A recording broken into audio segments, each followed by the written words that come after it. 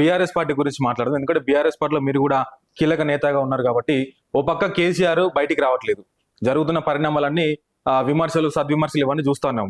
మరి ఇంకొక పక్క ఏంటి అంటే ఒక పక్క కేటీఆర్ వర్గం తయారైంది, ఒక పక్క హరీష్ రావు వర్గం తయారైంది. సో బీఆర్ఎస్ పార్టీ రాబోయే రోజుల్లో ఇంకా చతికిల పడబోతా ఉన్నది. మొన్న జరిగిన మున్సిపల్ ఎన్నికల్లో అట్లనే చూసినాము, అంతకుముందు జరిగిన సర్పంచ్ ఎన్నికల్లో అట్లాగే చతికిల పడ్డది. అన్నిటికి తోడుగా కవిత ఓ పక్క మీ మీద దాడి చేసే ప్రయత్నం చేస్తా ఉన్నది. కవిత ప్రభావం మీ మీద ఏ మేరకు ఉంటుందంటే ఏం చెప్తారు సార్? సరే, కవిత గారు ఆమె నిర్ణయం తీసుకుంది. ఏదేమైనా సరే సుప్రీంకోర్టు డిసిషనే దానికి చెల్లి. సుప్రీంకోర్టులో స్వచ్ఛంగా బయటకు వచ్చింది. దాంట్లో ఎవరు కూడా ఏం మాట్లాడడానికి అధికారం లేదు. ఎందుకంటే సుప్రీంకోర్టు తీర్పే ఇట్ సెల్ఫ్ మనకు శిరోధారయం కదా, దాని మీద ఎవరో మాట్లాడే అధికారం లేదు. ఆమెకు వ్యక్తిగతంగా ఏమేమి అభిప్రాయ భేదాలు ఉన్నాయో మాకు తెలియదు. కాబట్టి మా పార్టీ మీద నిందలు వేసేటప్పుడు ఎవరైనా సరే వ్యక్తిగత నిందలు వేస్తే తప్పనిసరిగా జవాబు గట్టిగా చెప్తారు. ఓకే, ఫైనల్ గా ఎల్బీ నగర్ నియోజకవర్గానికి సంబంధించి రాష్ట్ర ప్రభుత్వం నుంచి మీకు ఎట్లా ఉంది సార్ సపోర్ట్? అంటే గతంలో మీ పార్టీ అధికారంలో ఉండే కాబట్టి మీరు అనుకున్న నిధులు తీసుకొచ్చిండ్రు, అభివృద్ధి చేసిండ్రు, ఎల్బీ నగర్ ను సుందరీకరణంగా చేసిండ్రు. చాలా కార్యక్రమాలు ఇక్కడ మనం బయటికి వెళ్తే అసలు చెప్పుకోలేని విధంగా కూడా అద్భుతంగా అభివృద్ధి అయితే జరిగింది గతంలో. మరి ఇప్పుడు ఈ ప్రభుత్వంలో మీకు ఎట్లాంటి సపోర్ట్ దొరుకుతుంది గవర్నమెంట్ నుంచి? నిధులు మాకు ఇస్తలేరు ప్రభుత్వం. ఇప్పటిదాకా జిహెచ్ఎంసీ ఎలక్షన్స్ అని ఇప్పుడు ఇస్తా అని చెప్పేసి అంటున్నారు. ఇప్పటి వరకు నిధులు ఇవ్వలేదు ఎవరికి కూడా. కొరకొర అప్పుడు ఇచ్చిన మేము శాంక్షన్లతోటే దాదాపు 2 సంవత్సరాలు మేము చేపించిన శాంక్షన్లతోటే నడిచినాయి.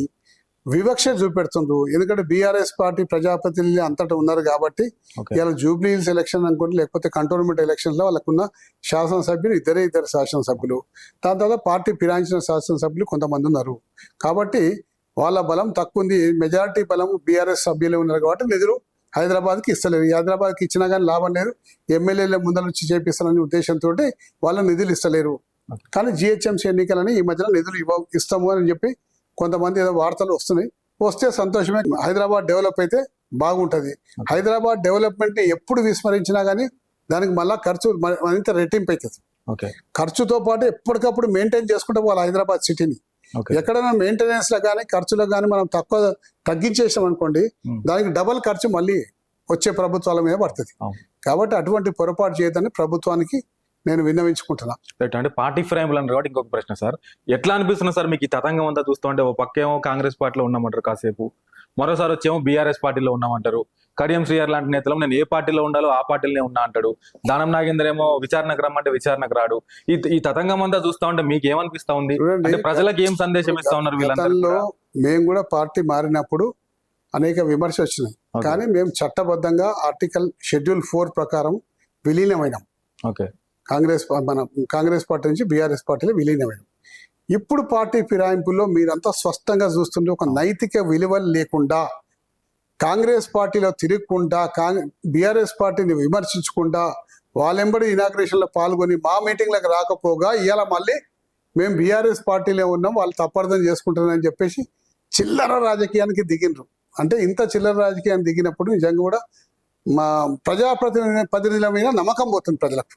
ఎందుకంటే ఏదైనా మాట్లాడగలుగుతారా అనడానికి నిదర్శనం. మేము పార్టీ మారినప్పుడు చెప్పిన పార్టీ మారినా నాకు ఆ పార్టీలో అన్యాయమైంది, ఈ పార్టీలో చేరినా నా నియోజకవర్గం యొక్క సమస్యలు కూడా తీరుస్తామని చెప్పి హామీలు ఇచ్చిండ్రు. కాబట్టి కనీసం నా నియోజకవర్గ ప్రజలకన్నా బాగా అవుతున్న ఉద్దేశంతో పార్టీ మారనని స్పష్టంగా చెప్పిన.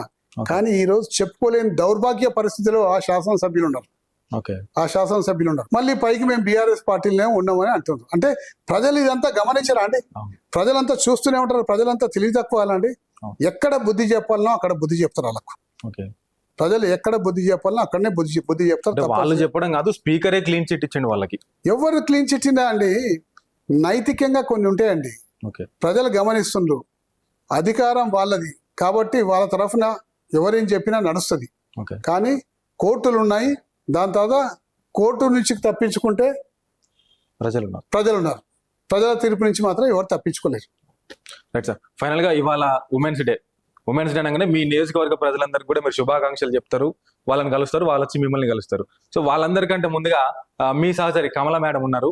సో ఆమెకి ఉమెన్స్ డే సందర్భంగా చెప్పాలంటే ఏం చెప్తారు సార్? ఉమెన్స్ డే సందర్భంగా చెప్పాలంటే ఆమెకు ఒక్కరికే చెప్పండి, నియోజకవర్గాన్ని సంవత్సరానికి ఒక రోజు చెప్పాల్సి వస్తుంది. 365 రోజులు ప్రతి మహిళకు ప్రాముఖ్యత ఇవ్వాలని చెప్పి చెప్తున్నా అంతే. సంవత్సరానికి ఒక రోజు ఉమెన్స్ డే సందర్భంగా చెప్పి మొక్కుబడిగా మొక్కు తీసుకునేది కాదు ఇది. మన బాధ్యత ఏంది? పురుషులు స్త్రీలు సమానమైన వాళ్ళు సమాజంలో కాబట్టి స్త్రీలు అన్ని రంగాల్లో సమాన భాగస్వామ్యం తీసుకోవాలని చెప్పి ఈ 365 రోజులు చెప్తేనే మంచిది. Okay. కేవలం ఉమెన్స్ డే రోజు చెప్తే తప్పైతుందని నేను మీకు ఎట్లా ఉంటది మేడం సపోర్ట్ ఎట్లా ఉంటది మీకు? ఆమె సపోర్ట్ లేని నేను ఏమి సక్సెస్ కాలేనండి. ఆమె సపోర్ట్ 100% ఉంటది.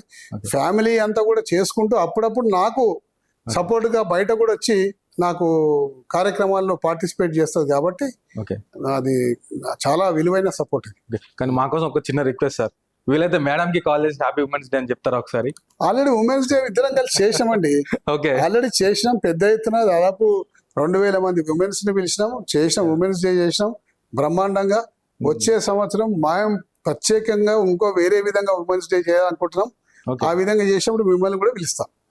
ఇంకా ఫైనల్ ప్రశ్న సార్, ఇంకా ఎల్బీ నగర్ కి ఇది ఒక్కటి చేస్తే బాగుంటది, ఇది తక్కువ ఉన్నది, ఇది కూడా చేస్తే ఈ ప్రజలు బాగుపడతారు, వీళ్ళు డెవలప్ అవుతారు అని అంటే ఏదైనా ఉందా సార్? అట్లా తప్పనిసరిగా అండి. ఎల్బీ నగర్ లో ఇంకా తప్పనిసరి హస్తినాపురంలో ఒక ఫ్లైఓవర్ రావాలి. అలాగే బండ్లగూడ జిఎస్ఐ దగ్గర ఒక ఫ్లైఓవర్ రావాలి. ఈ 2 ఫ్లైఓవర్లు చాలా అత్యవసరము. కమిషనర్ కూడా రిపోర్ట్ ఇచ్చింది ఈ 2 ఫ్లైఓవర్లు కావాలని చెప్పి. కానీ ఇక్కడ స్థానికంగా చిల్లర రాజకీయ నాయకులు కొంతమంది చిల్లర రాజకీయాలు ఏం చేస్తుందంటే సుధీర్ రెడ్డి ఇది కావాలంటుండే కాబట్టి ఇది వద్దు పెట్టొద్దు అనే ఉద్దేశంతో ఇలా టీకేఆర్ కమాన్ దగ్గర ఫ్లైఓవర్ పెట్టబోతుండ్రు. దాన్ని తీవ్రంగా మేము ఖండిస్తున్నాం, వ్యతిరేకిస్తున్నాం. అక్కడ అంత ట్రాఫిక్ లేదు, అక్కడ ఫ్లైఓవర్ అవసరం లేదు, ప్రభుత్వం డబ్బు వృధా అవుతుంది. అంతకన్నా చాలా అత్యవసరం ఉన్న ఫ్లైఓవర్ ఉన్నది. ఇలా హస్తినాపురం చౌరస్తా దగ్గర ఫ్లైఓవర్ అవసరం, అక్కడ కట్టండి ఫ్లైఓవర్, మేము అప్రిషియేట్ చేస్తాం. కానీ కేవలం రాజకీయ కుతంత్రాలతోటి భాగంగా సుధీర్ రెడ్డి గారు హస్తినాపురంలో పెట్టిండ్రు. ఇప్పుడు అది కడితే మేము సుధీర్ రెడ్డి గారికి పేరు వస్తుంది, సుధీర్ రెడ్డి గారు జిఎస్ఐ బండ్లగూడలో పెట్టిండ్రు, అది కడితే సుధీర్ రెడ్డి గారికి పేరు వస్తుంది అని చెప్పి 2 కాకుండా తీసుకుపోయి ఇలా టీకేఆర్ కమాన్ దగ్గర పెడుతుండ్రు. దాన్ని తీవ్రంగా వ్యతిరేకిస్తున్నాం, ఖండిస్తున్నాం. Thank you so much sir, thank you so much. చూసాం కదా, ఇది మరి సుధీర్ రెడ్డి గారు చెప్తా ఉన్నారు. మూసీ పేరుతోనే ఒక పెద్ద కుట్ర జరగబోతా ఉన్నది. మూసీ పేరుతోని ప్రజలకు పునరావాసాలు కల్పిస్తాము, వారికి వేరే విధంగా ఆల్టర్నేటివ్ కల్పిస్తామంటే మేము ఎక్కడ కూడా అడ్డుపడము. ఇవాళ మధు పార్క్ సంబంధించి కూడా వాళ్ళకి వేరే దగ్గర స్థలం ఇస్తామన్నా, అపార్ట్మెంట్స్ కట్టిస్తామన్నా, బస్తీల్లో ప్రజలకి పునరావాసం కల్పిస్తామన్నా కూడా మేము అడ్డు కాదు. కానీ మూసీ పేరుతోని ఫస్ట్ ఇండ్లు కూల్చడం ఏంది? ఇండ్లు కూల్చడం సరైన పద్ధతి కాదు. సో ఆ ప్రక్షాళన పేరుతో మీరు కూడా ప్రక్షాళన చేయండి, ప్రజలకు అందుబాటులోకి రండి. అంతేగాని మూసీ పేరు మీద పెద్ద ఎత్తున కుట్రలు జరగబోతున్నాయి, రియల్టర్లకు కావచ్చు, రియల్ ఎస్టేట్ మాఫియా జరగబోతున్నది. సో దానికి ఎప్పుడు కూడా బీఆర్ఎస్ పార్టీ అడ్డుగా నిలబడుతుంది, ప్రజల కోసం ఎప్పుడు కూడా పోరాడుతుందని చెప్పేసి సుధీర్ రెడ్డి గారు చెప్తా ఉన్నారు. అదేవిధంగా ఎల్బీ నగర్ లో కొన్ని అభివృద్ధి కార్యక్రమాలు చేస్తూ ఉంటే అడ్డుకునేటువంటి ప్రయత్నం చేస్తూ ఉన్నారు. వాళ్ళకు కూడా ఒకటే చెప్తున్నా, అడ్డుకునే ప్రయత్నం చేయకండి. ప్రజలకు మనము జిమ్మేదారిగా ఉండాలి. రేపు ప్రజలు మనకు తీర్పిస్తారు, ప్రజల ముందు ఏదైనా ఉంటే తేల్చుకుందామని చెప్పేసి వారు చెప్తా ఉన్నారు. సో మరి ఇది దేవిరెడ్డి సుధీర్ రెడ్డి గారితో ఇంటర్వ్యూ. మరికొన్ని విషయాలతో నేను మీ ముందుకు వస్తూనే ఉంటాను. చూస్తూనే ఉండండి విశ్వం టీవీ.